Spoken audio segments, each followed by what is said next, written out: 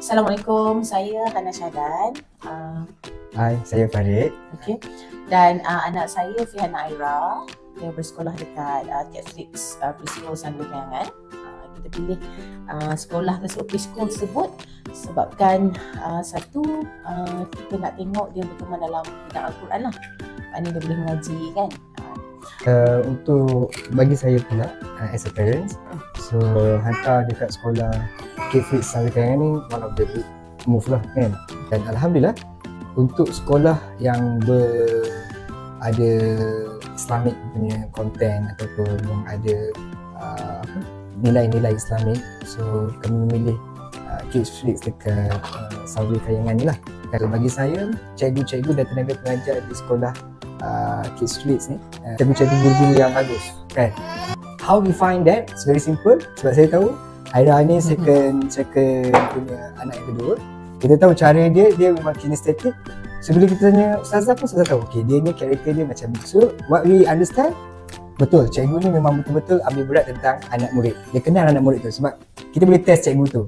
Kalau cikgu tu kata macam, oh dia ni okay je kat sekolah, so means that they just take it as everything is average kan. But then kat sekolah ni dia memang really understanding about the kids. Then they know how to teach the kids. They know how to tackle the kids, the character, everything. Then that's why bila saya letak, bila kita Fatih kita masukkan pada waktu PKP, dan tak sampai habis PKP setahun pun dia dah boleh baca Quran. So now he is the best in sekolah agama dia. Dan now Aira, dia hari-hari datang, dia tunjuk prestasi dia. Today dia dah habis baca level berapa apa semua kan. So kami sebagai parents, bila dapat feedback anak-anak yang happy dengan pencapaian dia, itu satu benda yang best, satu benda yang sangat teruja untuk kami. Benda yang kita rasa suka sebab macam tadi husband saya kata, dia setiap cikgu tu dia faham karakteristik anak-anak.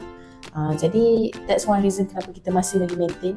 Sebabnya kita boleh hantar kat mana-mana, tapi belum tentu cikgu tu nak faham anak tu macam mana. Especially setiap anak-anak ni pun berbeza kan. Anak saya lagi lah, Aira tu memang dia kalau kinestetik dia memang suka lompat-lompat, manjat-manjat. Jadi memang kalau bila teacher Ustazah dia ajar, dia memang boleh masuk, dia boleh ingat dan dia suka. Dia kena suka dengan sekolah. So bila saya tanya, dia suka kalau ada Miss Dayah ajar, dia suka. Dia nak cakap kan, dia happy kan. So kita pun rasa nak hantar pun seronok. Dan the best thing, saya rasa location pun memberikan impact juga. Sebab dia bukan dekat tingkat atas, dekat tingkat bawah. Dan safety, keselamatan bila nak masuk, bila dicek, bila pagar tutup, benda tu pun penting lah untuk kami as a parents untuk pilih stick dekat situ. Dan of course the most important, bila dia balik, dia cerita balik apa dia belajar. So every single perkembangan yang kita perhatikan, itu memberikan impact lah dekat parents. Jadi Catholic Preschool Sunway Kayangan ni memberikan banyak perubahan kepada anak kami. Jadi jangan tunggu lama-lama, jangan tunggu sampai March sebab rugi tau. 2 bulan yang pertama ni pun dah macam-macam dah belajar. Dia dah start belajar Quran. Dan kalau you register atau mendaftar dekat Catholic Preschool Sunway Kayangan, insyaAllah dia juga akan dapat produk Mami Hana.